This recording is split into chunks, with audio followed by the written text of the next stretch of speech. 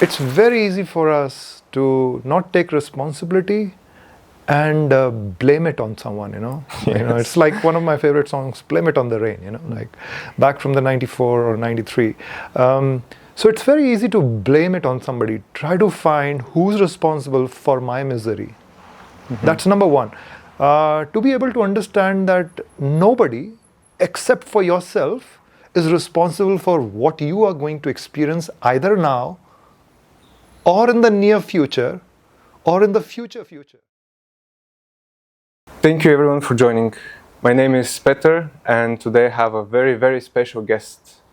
He is my friend and teacher, Vidhi. He's from India and he's the sole owner of Awaken Inner Buddha. I have a very interesting story with him. We met around, how much was it? 2 years ago? Maybe 2 years and a half? In 21, I think. In 21? Yes. And no, it was 2022. So maybe 3 years, yes. Yes, 3 years. And back then I was living a totally different life. I was into a lot of business. I was working very hard, working from home.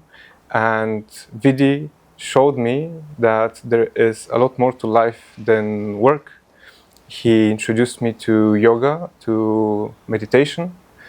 And during 2023, I visited one of his retreats in Lefkada, Greece for 1 week. And that retreat changed my life. I didn't know what to expect, but I didn't expect what I found, for sure. So for the past 2 years, I have been going around a spiritual journey with the lessons that he taught me, mostly about meditation, about mental health, about my connection with the body. So this is the reason why I have invited him here, not only in this podcast, but in Bulgaria, to share a little bit more of his knowledge and his expertise, so more of us can learn from the true ways of yoga. And Vidhi, thank you so much for joining us. It's a pleasure for me to have you here as a friend, as a guest, as a teacher. And I would like you to say 5 words, 5 sentences, a little bit about yourself, so the audience can get to know you. Thank you so much, Peter, for inviting me here in Bulgaria. Bulgaria always holds a very special place for me because the first time I discovered Bulgaria was, I think, way back in 2016 when I was finishing a program in Greece. And from Greece, I came to Bulgaria by road. And of course, I met you much later in 2022. And since then, we have been great friends. And it's been quite a journey because primarily what I do, I'm a therapist. I do mental therapy, I do physical therapy, and every bit of therapy that I do, it takes the Eastern route.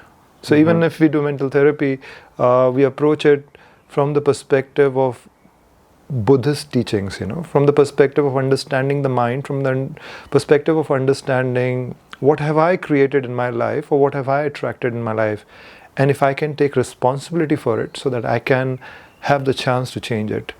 In the background of this therapy, a big part of my work is meditation and yoga. Why? Because they form those essential tools with which the healing happens.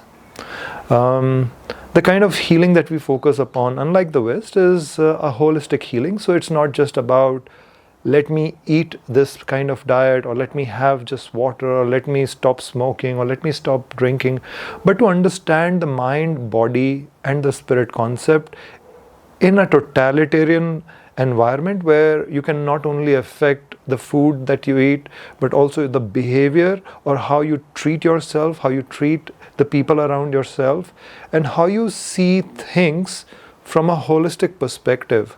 So to change your lifestyle, to change your food and diet, to change how we behave and treat others, because others are a part of ourselves, and keeping all of that in mind, how to bring these practices back into ourselves, and how to use these practices to withdraw our attention, our awareness from everything outside back inside. Because one of the biggest challenges in today's times is we are just not able to focus, Yeah, I agree. It's very easy for me to check out a car, check out a person, check out a man or a woman.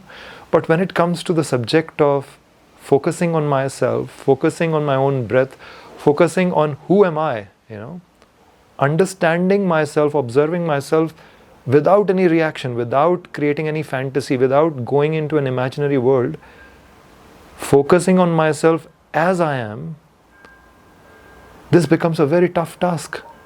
To the point that every time we are introducing students around the world, in more than 50 countries that I've traveled, when we introduce them to the subject of meditation, when we introduce them to the subject of looking within, one of the most common questions that I come across is, but I cannot meditate. So, what have I been doing is basically helping people reach their highest potential through therapy, through food, through diet, and through a very old, time-tested subject of meditation and yoga.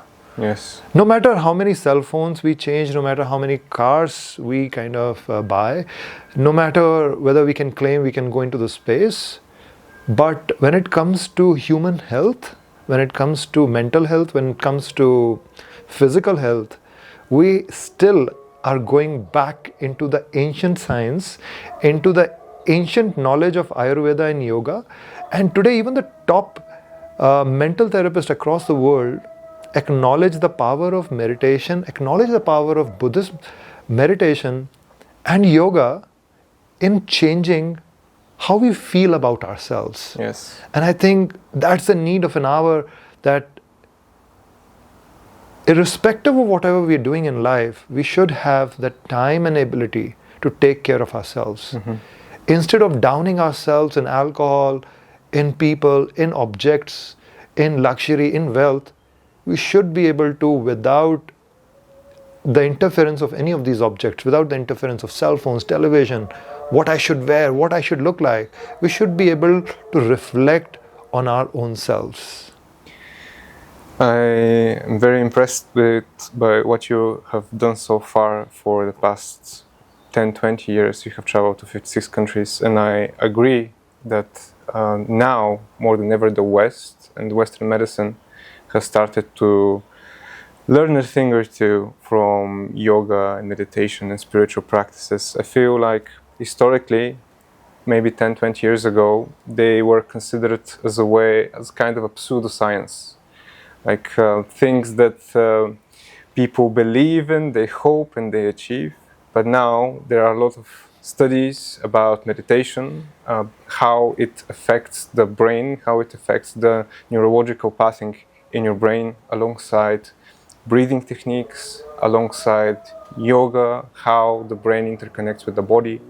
And studies show that this generally increases the level of happiness and self-awareness of individuals.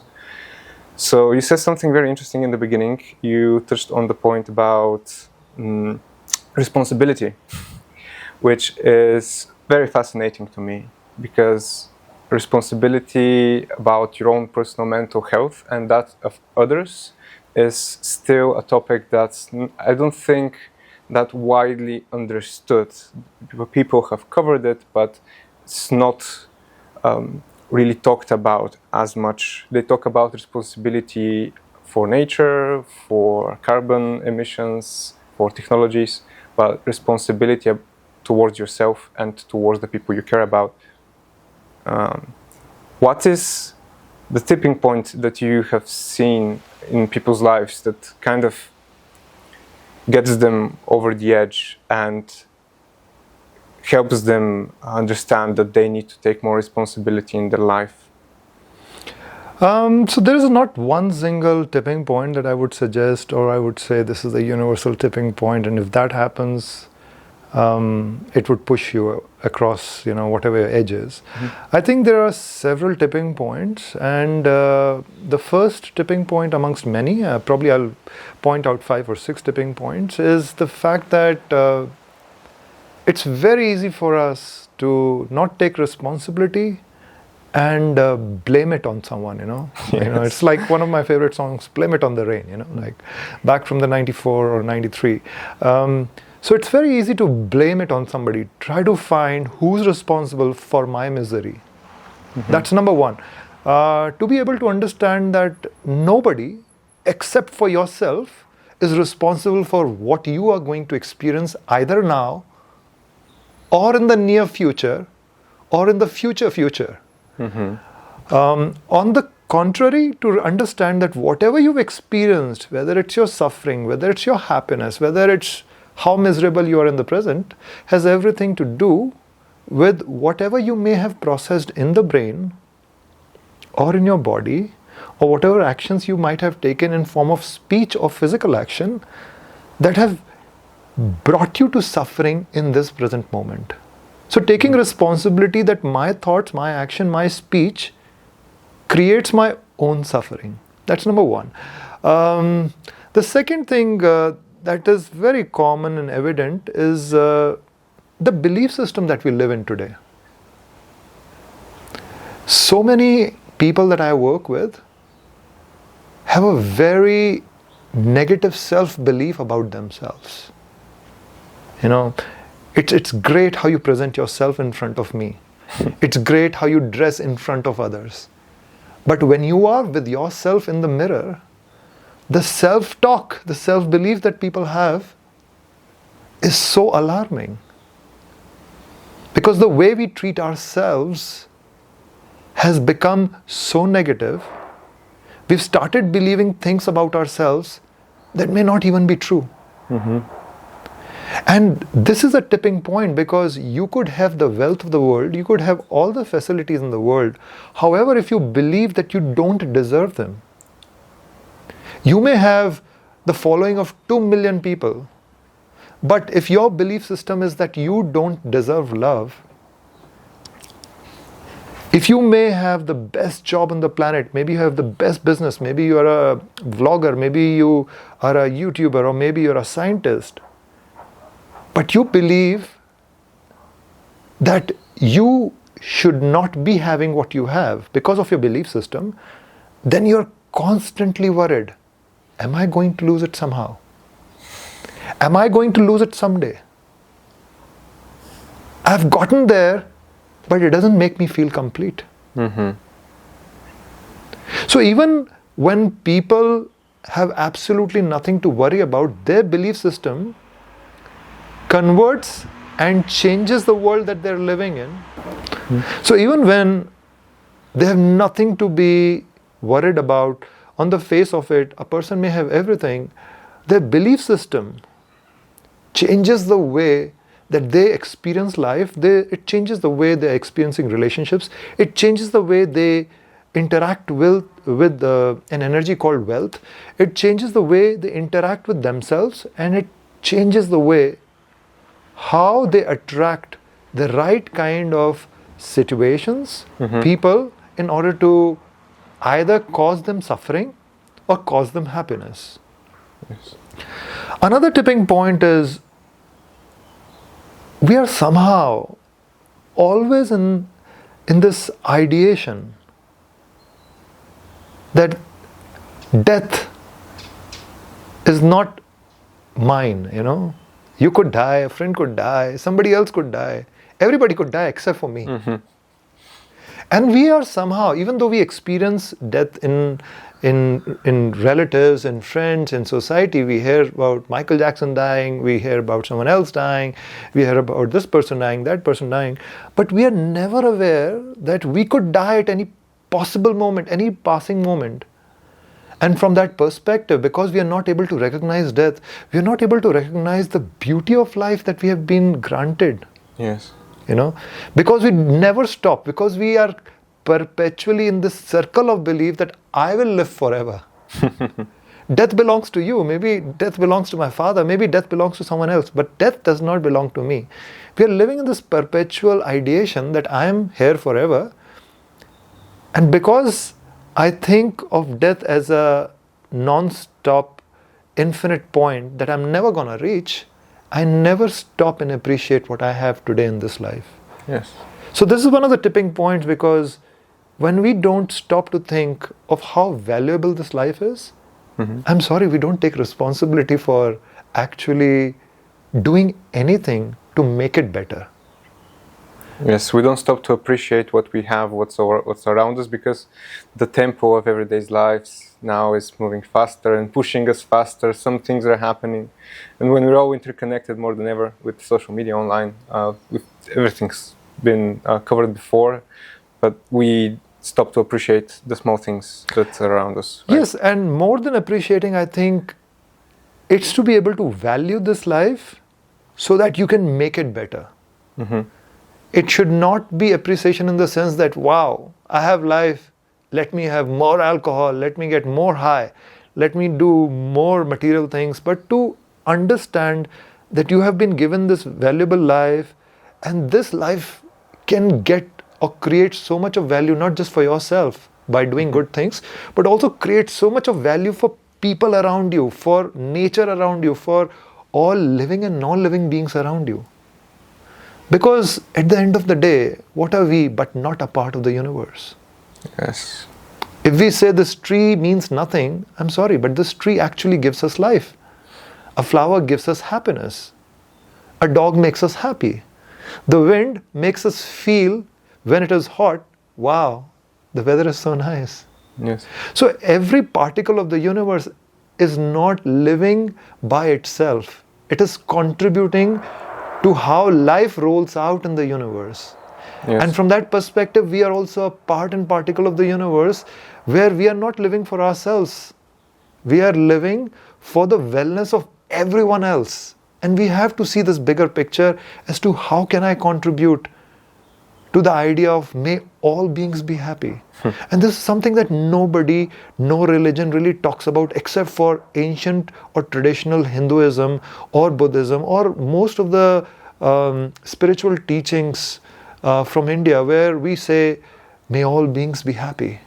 May all beings be free of their suffering. Whatever I accrue today, whatever I have earned today, may everyone be a part of it, thereby realizing that I am a particle of the universe. Mm-hmm. My ego does not matter in front of what I contribute for the happiness of others. Yes. Understanding that happiness is not about having that chocolate or having that beautiful car, that beautiful man or a woman, but happiness truly comes when we see ourselves as a part of a bigger picture and we are contributing to this picture. We are that beautiful shade that makes this whole picture come alive. So the day you start helping others and people feel happy that somebody helped me, trust me, whether you have money, whether you have no money, whether you have a man, whether you have a woman, you will feel this joy.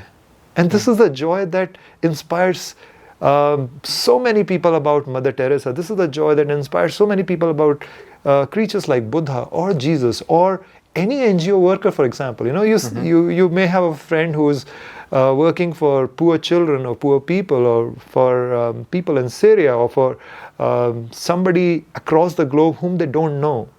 So compassion is so inspiring. Why? Because when we work for others, we are naturally fitting into that frame of the universe where we create happiness, not through some short-lived happiness, but a lot of happiness that's not only meaningful for us, but for everyone in life. Yes.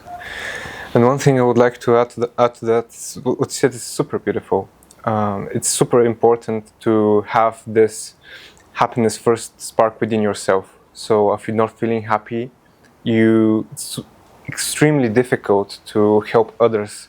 And when you are unhappy and helping others, usually you would attract people that cannot really be helped with. So first and utmost, from what we've been talking before this podcast also, is helping yourself to keep that happiness and energy. I usually imagine it as a crystal inside of you that lights up and sparkles with energy the more you feed it, and that crystal radiates your body and enlightens everything around you. So it's also about boundaries, right? So whenever you are happy, you can try to give, but you need to give people who are open to receiving that help, and don't try to bother yourself too much if someone isn't at the stage where he can receive help. What advice would you give to people who are having this trouble, who have someone in their love life, in their family, who suffers from chronic depression maybe, or just has a little bit darker mindset towards the life around him. I think people find themselves kind of stuck in positions where they get dragged down, and by getting dragged down they're helping no one. So how can people like that lift themselves up, and in return what would happen to the people around them? Okay, this is a great topic because this is something that I come across quite often. Since I do a lot of mental therapy work, through mental therapy I also do physical therapy work, and basically upgrading life, to the next level. So a lot of times I come across wives, I come across husbands, I come across parents, I come across children who want to help their parents, who want to help their loved ones. And the way they approach is a very direct approach. I know your job or your work can help him or her, so please help him, or tell me how I can help him. And I think that's a very, very forceful approach. And I would never work with anybody's wife or husband or parent or child unless and until I have a feeling that this person that they want to help wants to help themselves, wants to change out of the situation that they are already stuck in. Because if you cannot, in the first place, see where you are stuck, nobody else's vision, nobody else's idea that you are unhealthy, that you are kind of not progressing, will ever going to affect you or help you. So if your parents have cancer, or if your parents are suffering from blood pressure, or if your brother has an addiction, or if your mother has a disease, just because you've got a great therapist, you have a great guide who can help them, doesn't mean that that is going to really make a change. That's number one to understand. Number two, so what can we do in such cases? So instead of preaching when it comes to personal relationships, it's always a great idea, instead of preaching, become the example that you want them to copy. Become that example that they look upon and they get inspired from. Like when we were having this conversation, you were talking to the audience and you said, here is Vidhi, and I found him very inspiring. If you find somebody inspiring, it's because of the actions that they take, the speech that they do, and what do they do in their life in order to take care of themselves. So it's very important, before we reach out to our parents, before we reach out to our loved ones, can we be an example for them without teaching them, without forcing them, without giving them ideation of, hey, I know this is not good for you. I think you should stop doing this. Oh, I think you should meet a therapist. You should go and do yoga. Before doing that, can we be an example? And from here, we have to come back to valuing your own life. Do you think your life is valuable enough to be upgraded? Can you take care of yourself? Can you take care of your food and diet? Can you be a healthy person? Can you be a person who meditates regularly? Can you be a person who dedicates time? Out of 24 hours, there are 2 hours that you give to yourself without letting anybody else interfere. And that is where the subject of boundaries come, Sometimes we have this belief system that I'll only be happy when I'll be doing something to please others, without taking out time for myself. It's okay, I won't take time out for myself. I'll do everything to make people happy around me, for my boss, for my girlfriend, for my father, for my mother, but no time for myself. So how do you want to look upon a person like that, who has no time for themselves, who does not take care of their own health, own mental health, own food and diet, and then this person comes and tells you, you should change your diet. You should start exercising. You should start doing yoga and meditation. So it's very important, before you see somebody who is sick, try to self-reflect. Whatever you're seeing is coming from within. So try to self-reflect. Can you make that change first before asking someone else to make that change? And trust me, most of the times when loved ones start making changes, anybody who's sick around them always gets a little bit of inspiration. Even if they get 10% inspired, 5% inspired, that will take them a longer way. If you get them in the right direction, that matters more than forcing them to say, hey, come on, change your diet, drink more water, stop alcohol, stop drinking. The moment you start doing that, they start thinking, he or she takes care of himself. Can I do the same for myself? Am I able to take care of myself? Will my coming generations look at me and they will treat me like they treat him? Or will they treat me like somebody who was irresponsible towards myself? So we have to learn to be an example first. At the same time, I always say, if you meditate, if you're somebody who's continuously engaging with the field of spirituality, going at a soul level, then it's very important after you meditate, after you've done your yoga, give good energies, give metta, like I said, may all beings be happy. So give good energies to everyone, and after doing all of those good energies, always visualize your loved ones healing, your loved ones looking after themselves, your loved ones getting inspired to work on their health. And sometimes, you won't believe, just sending this ideation, just sending this vibration in your mind is far more powerful than saying, Dad, you need to stop doing this. Mother, you need to stop doing this. You need to change your food and diet so that you can lose weight. No. So, 1, can you be an example? 2, can you practice yourself? 3, can you, from a loving place of the heart, can you send them good energies and visualize that they are looking after themselves, they are healing, without your asking them to do so? Every time in my life when I came across similar situations, I took both the paths. So one path of going ahead and saying, you should do this, you should do that.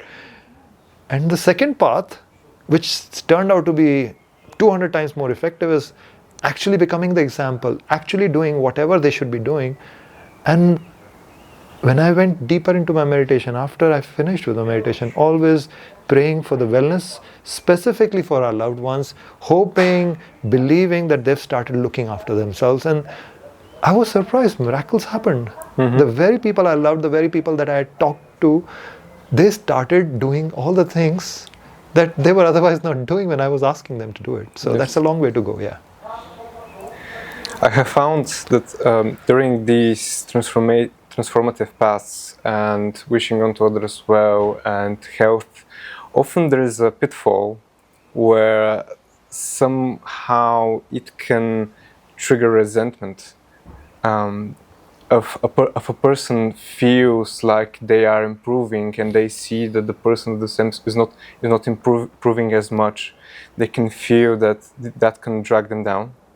So, as we grow as people and we evolve, it's hard to provide that self-love that we have achieved inside to the people around us that we see maybe stuck in the same place that they have been for a while. So growing out of that relationship, it comes as the natural path of growth, but these are still people that we love, right? So how do we manage that? How do we avoid going into a resentment spiral and still be able to provide that love to people who over time might have gotten might have become a different person than who we once married or had in our lives. So if I understand correctly, you're asking me how to have healthier relationship, is that correct, with our loved ones? And these healthy relationships could be friends, could be family, it could be our girlfriend, boyfriend, it could be our spouses. Is that what you want to know? That over a period of time, when a person starts changing and we change over a period of time, how to continue to have a healthier relationship? Is that my understanding? Yes, as we grow as a person, how to keep that energy flowing into the other person that might be stuck at a different level. So before I answer that kind of a question, I would like to understand from you, how is your relationship with a pet? You know, you might have a pet like a cat, you may have a pet like a dog or a bird at home. So how is your relationship different from a pet at home, an animal at home?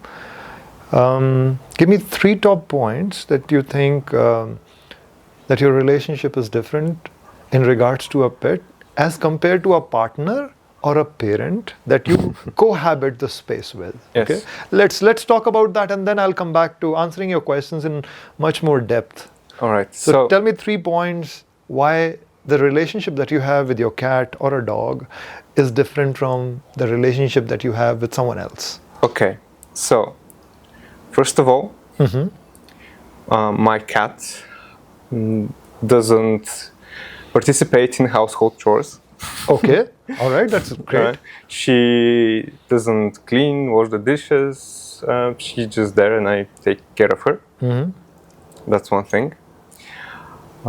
Second thing is I cannot have deep emotional conversations with my cat, although we still have that connection and we take care of each other in our own bi-species way. It's still, maybe I can understand her, but I do not think she can understand me, and I do not expect that from her.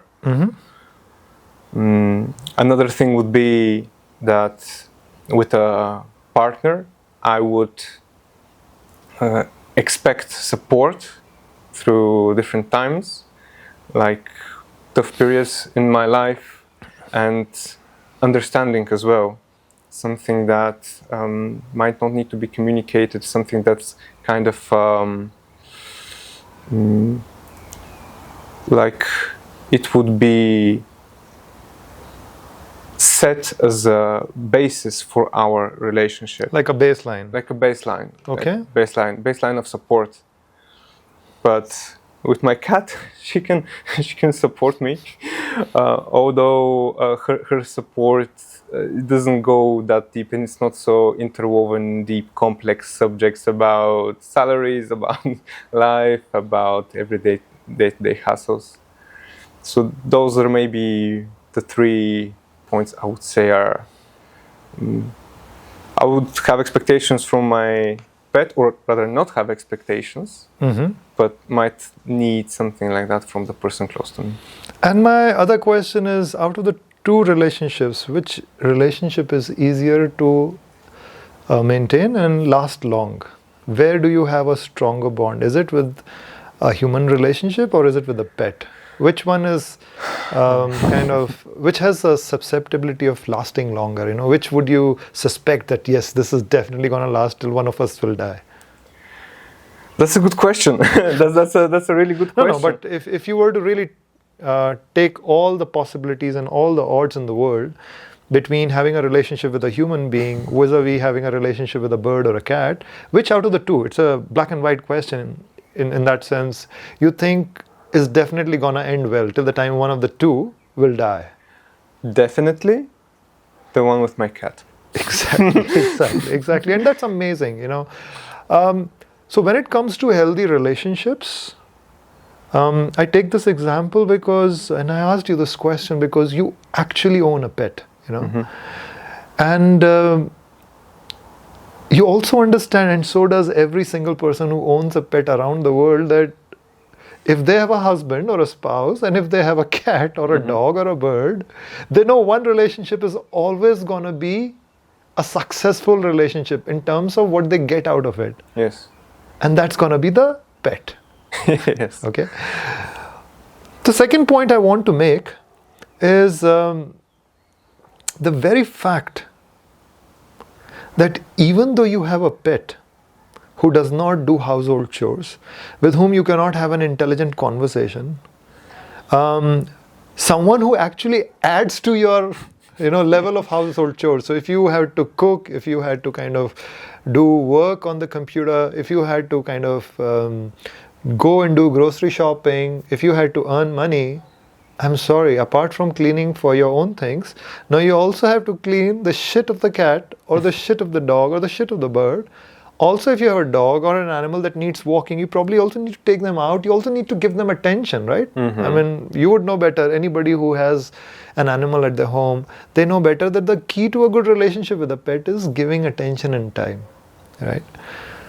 So, if you are not being able to share your responsibilities with a pet, if your work is increasing because of the pet, if they cannot have an intelligent conversation with you, if they cannot share things with you or share the responsibility of earning money with you, if they cannot do the tasks of the house, then my question is very simple. How come do you think this relationship has a higher chance of success? What is that one thing that you would say creates this success, that when you say I have an animal and I have a spouse, my relationship with the animal is going to be a successful one till the time one of us dies, What is that one key element? Good question, first of all. Never thought about that in that kind of perspective. Perhaps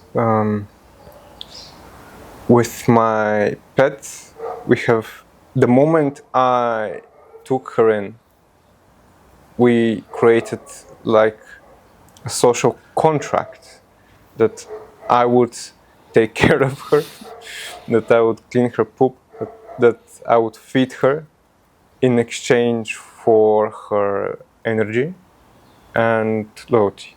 So this is the social contract that I accepted, right?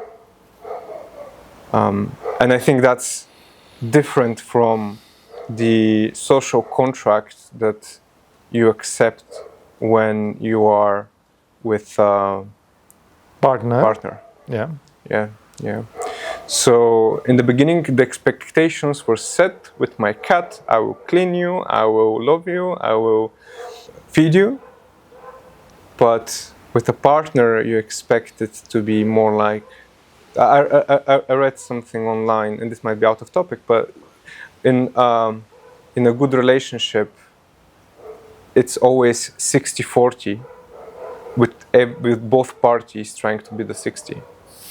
Okay, that's great. But again, I'll come back to the same question. I'll say, what is that one element you think that makes the relationship with the pet successful as compared to a spouse, which I cannot predict? Maybe I'll have the spouse forever, maybe I'll not have the spouse forever, maybe I'll have a spouse for only 4 or 5 years.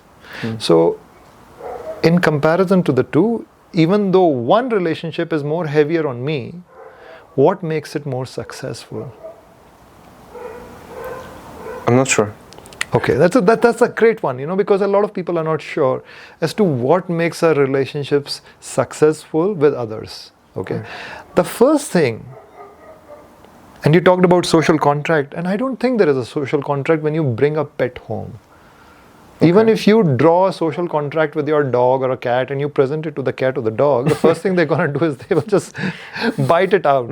They don't understand the concept of a social construct or the concept of a social contract.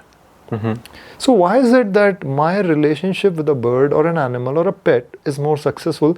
Simply because of two things which are key to my understanding that till the time one of us die, this is going to be a great relationship. Number one is having no expectations. Yes. When I bring a cat at home, when I bring a dog at home, when I bring a bird at home, I am mesmerized by the beauty of the creature. I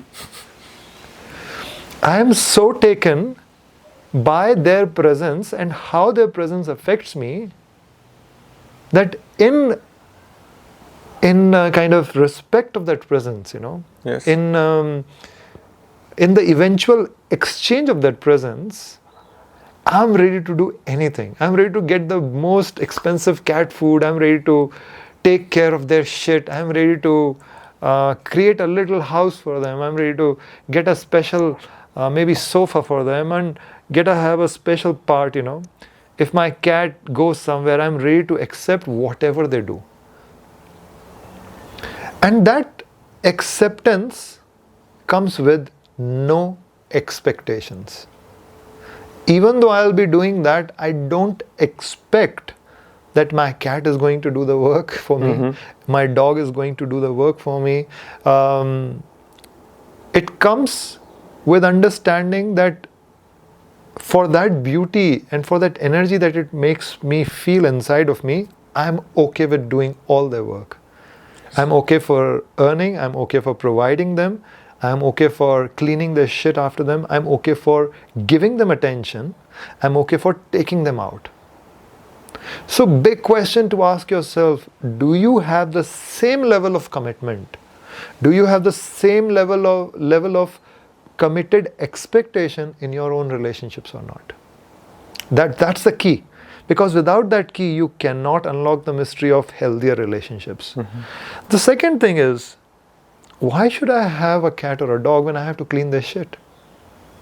Why do I need to have a cat or a dog when it actually changes the way I make plans? If I have to travel across the globe, having a pet at home makes it more difficult because I have to now account for who's going to take care of the cat when I'm gone. I'm going to account for how the cat is being fed, how the dog is being taken care of. So when the cat is creating so many hurdles in my life, why don't I just get rid of the cat or the animal? Simply because there is an acceptance of the creature as it is, not as I want it to be, but as it is. So when there are no expectations combined with acceptance, and this acceptance and no expectation is coming simply because how the creature makes you feel. Yes. This expectation and this acceptance is not coming for what they contribute. Are they contributing financially to me? Are they contributing in terms of work? Are they going to have an intelligent discussion? Are they going to be my best friend? Are they going to give me good sex? Are they going to be making food for me? Are they going to be going along with my plans? The day you start reducing your expectations from others, especially in social relationships, especially in personal relationships, and you come from a place of respect, you come from a place of compassion, you come from a place of acceptance and infinite love, like you have for your cat or you have for dog, that no matter what you do or you don't, I feel this love for you. Yes. I appreciate and value your presence. If you have that kind of feeling for the people that you have in your lives, and you come with that zero expectation and complete acceptance, then you will find that your relationships are going to be much more easier.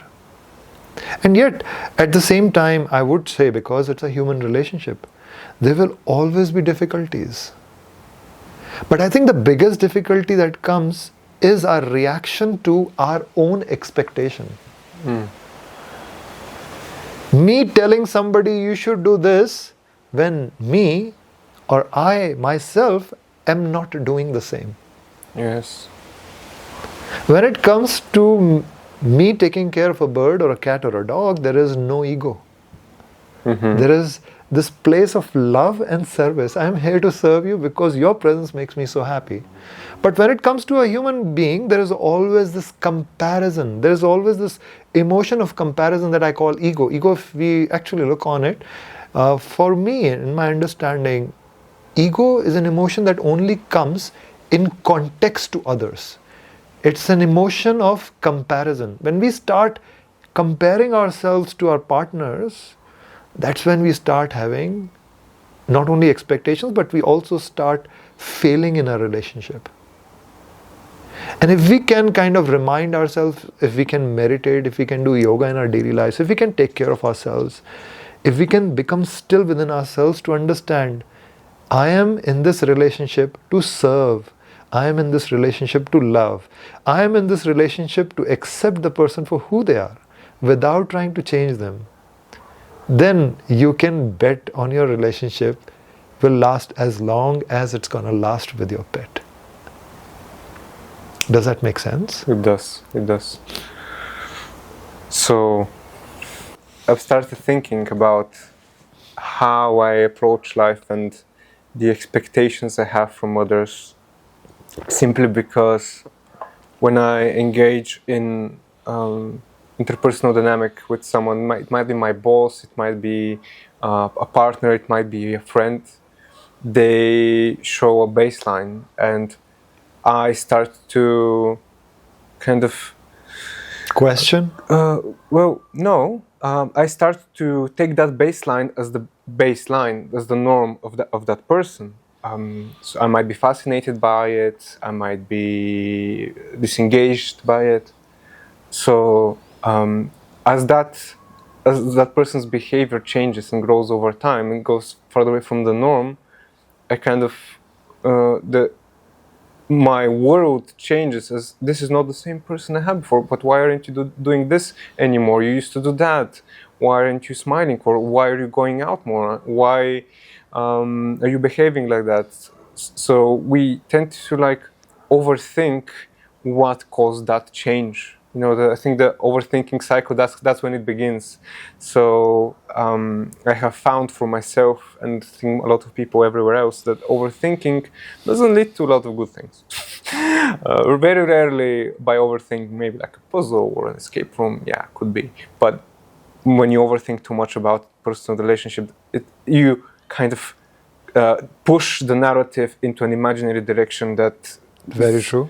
that's not based in reality. So in terms of yoga, how does that facilitate, in your simple words, the process of acceptance and mindfulness?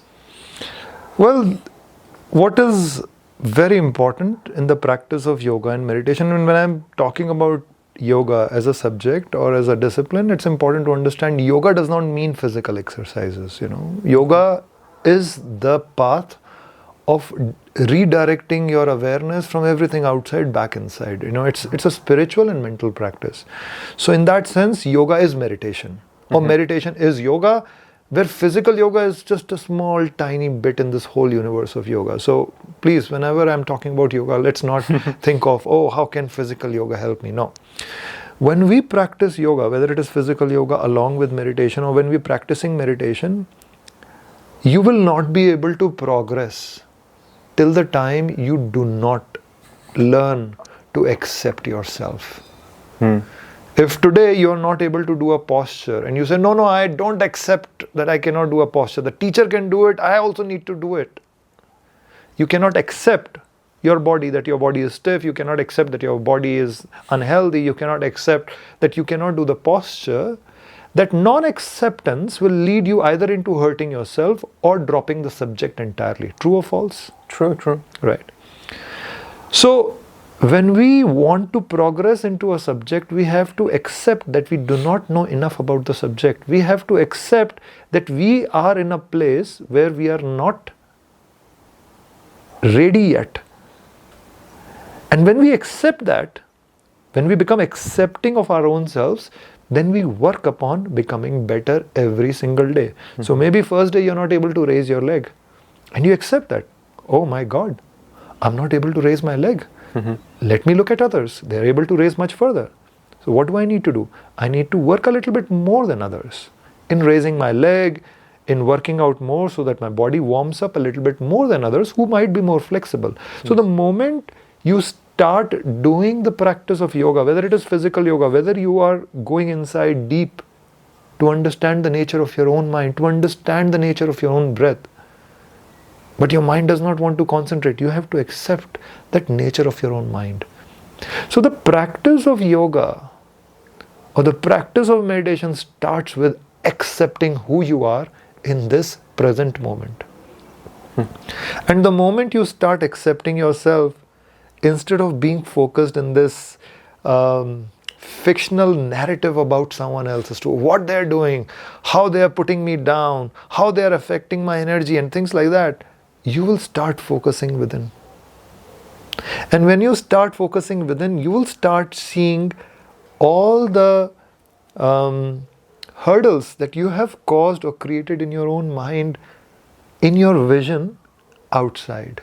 It is not they who are carrying this fictional narrative, but it's you who's carrying that narrative where the person has some defects and you're proving while looking at them, or they are proving while doing certain actions to be true to your narrative. You will start realizing sooner or later as you go deeper in yoga that you are looking on the people, at the world all the time with your own pink, violet, yellow colored glasses. The reality is very different. You are not reacting to the present moment, you are not reacting to the person, but you are reacting to your own expectations, you are reacting to your past. Whatever experiences you have had in the past, you're using those experiences as a baseline to judge the person in the present moment. Thereby, whatever you think the person is doing to you is an ideation that you've created in your own mind. So when you go deeper into meditation, when you start working on yourself, when you start meditating, when you start going deeper and deeper into yoga, not because you have to show off, but you actually want to do the self-inquiry, you start learning, hey, I'm becoming aware that I feel jealous. I'm becoming aware that this makes me uncomfortable. I'm becoming aware that I have so many expectations of things from people around me. I'm becoming aware that I get angry when people don't listen to me. It's remarkable. Till the time I don't look within, even though these things may seem like simple everyday wisdom, they will only dawn upon me when I start looking within, inside the nature of my own mind. What makes me happy? What makes me tick? What triggers me? What makes me angry? And only when you accept where you are, then you can start moving where you want to be. If I accept right now I'm in Sofia, and I need to go in the direction of Armenia or New York or maybe London or Berlin, then I can start figuring out what is the direction to go to Berlin. How to get there. And how to get there. But if I am in complete non-acceptance of, I'm not in Sofia, I'm somewhere. I'm on a patch of green grass or a park, but I don't know where I am. I don't accept that I am here in Sofia. I'm sorry, I can never figure out the right direction to head into. Does that answer your question? Yes, it does. So in the end, our worst enemy is ourselves, and more so our expectations yes, towards the outside. And how we are reacting to our own past. Yes. Continuously. Yes. So in terms of reaction, this is one of the things that I learned through meditation. I think probably the biggest thing, and I'm still learning, the way that we react to the surroundings kind of dictates our path. As I do believe in free will, I believe that we have the ability to express what we want to express and the ability to go through the path that we want to walk. So the moment that we start reacting to the outside world, I feel like the more we react, the more our free will is being taken away, as we become like a ping pong ball in the resolution of what's happening on the outside. So we need to firstly feel whole. The more whole that we feel, it's like having an iron skin that reflects all the negativity and effects of the surroundings. The more powerful your walk is towards the direction that you want to go.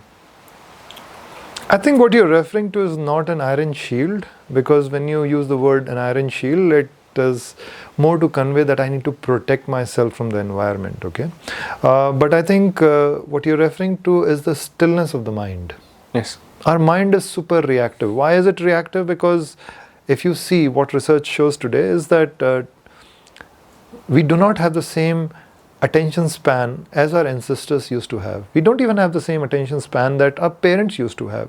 Our parents don't have the same attention span that our grandparents used to have. Why? Because life was much more slower back then. Yes. But today we don't have the attention span at all. More than 3 seconds, you don't have the attention span. Half of the people who might be watching this podcast at this particular moment might have fallen in the first 10 seconds, for example. Okay, so what is very important to understand is our attention span is so short simply because we are continuously reacting. And we are not reacting outside. First, we start the reaction within. And this is why in mindfulness, in the practice of Zen, in the practice of Buddhist meditation, when we learn to go within and learn to become absolutely still, stillness does not simply mean physical stillness, but absolutely still at the level of thought, absolutely still at the level of mind. This is where we master the practice of stillness, the practice of non-reaction. So I think unless and until we do not master the art of stopping the reaction within, we cannot create the iron shield through which we can deflect all the negativity that comes towards us. Yes. Because this is something that is happening so often, like when we say we have anxiety. What is anxiety? Anxiety is basically a spiral of thoughts. If anybody who's watching this video has experienced anxiety, it's a spiral of thoughts which I cannot control, which I cannot handle. And that spiral of thoughts gives me high blood pressure. That spiral of thought gives me this rush in my brain and my body that I do not feel safe in my own physical body. So, coming back to your question, it's very, very vital that we, through mindfulness, through yoga, are able to go within ourselves, are able to do the practice of stilling our mind. Because unless and until we do not still our mind, unless and until we do not learn how to not react to that which is coming within us, to our insecurities, to our fears, to our triggers, unless and until we don't learn that, we would not be able to change as human beings in the outside world. Because whatever we are doing in outside world is a deep reflection of our inside world. And that becomes the whole basis of how I would do mental therapy with people. As a therapist, it's my job to understand what have we created for ourselves and what are the root causes. How did we react to a situation at a certain point in time? What were the triggers? Who were the people responsible for creating those triggers in my mind? And how do I continue to create or attract people or situations that have caused the misery in my life today? At the basis of all this work is ultimately going within ourselves to understand, can I choose to react differently this time? Because reaction is one thing that happens at the conscious level of mind. Through mindfulness, through all Zen practices, through all practices of Buddha, through yoga, through meditation, the ultimate goal is stillness. Which sometimes in the sutras of Patanjali or in the teachings of Patanjali is also known as samadhi. The last or the 8 legs, in the 8 legs, the 8th leg of yoga becomes samadhi, which is actually stillness. When you're meditating, when you have withdrawn your attention from everything outside back inside, when you focus, dharana, when you focus on one object, it could be your breath, it could be a chant, it could be a deity. When you start meditating, whatever your practice of meditation is, you have to learn to become still. Yes. So that stillness is everything, because that stillness will not come unless and until you choose not to react. So, if you were to summarize yoga in one big sentence, what would you say yoga is? I think yoga is basically a path of becoming aware of who we are. It's a path where you bring your awareness from everything outside back inside. We are continuously chasing happiness. We are continuously chasing people. We are continuously chasing places. We are continuously chasing goals. And if you were to look deep enough, you'll say, we are chasing all this in order to be happy. When yogis say happiness is an inside job. So the whole path of yoga is the reverse engineering of whatever we have learned in our life. In our life, we have learned that if I need to be happy, I need to have a beautiful woman, I need to have money, I need to have car, I need to have these kind of friends, I need to have alcohol, I need to have this, I need to have a video game, I need to see a clip, I need to see Netflix in order to be happy. Yoga is the path of reverse engineering your mind to understand that happiness does not come from anything outside. You were born out of happiness, you were always happy, you have this infinite pool of happiness within, and your journey from everything outside back inside, in order to experience happiness from within, is, in one sentence, the path of yoga, is the practice of yoga. To discover who you are by redirecting your awareness and attention within yourself. And the ultimate goal of this practice is to expand your consciousness, expand your understanding and consciousness of yourself and of the world beyond your body and mind. And of course, in this path, like many other paths, the benefits are tremendous for your physical body, for your mental body, for your energetic body, for the people who are around you. You are radiating full of love, happiness and light. Beautiful. Absolutely beautiful. And I have another question. If you were to give an advice to yourself 20 years ago, Yes. what advice would you give? That's a very good question, because I have personally been involved with these practices that I teach today for almost 30 years. I think I have lived a very happy life.